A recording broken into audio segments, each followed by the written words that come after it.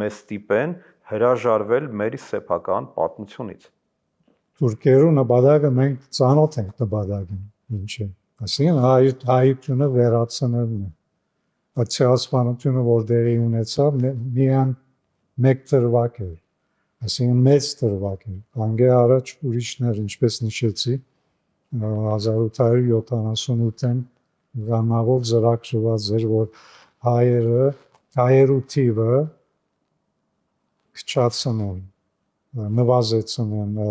փոքրացումը, այդ բոլոր հայկական նահանգներում մեջ։ Հետո որ ցեղասպանությունը եւ այլն դերի ունեցավ, հիմա բոլորովին հայերը անհետացան։ Հիմա ունենք Հայաստանի Հանրապետություն բնակչությամբ եւ այլն։ Իրենց նպատակը մեզ վերացնելն է։ Այսինքն մենք չխաբվենք, որ հարաբերության մեջ են իրենց հետ սահմանները բանանք եւ ամեն ինչ կվերադառնա լավ վիճակի։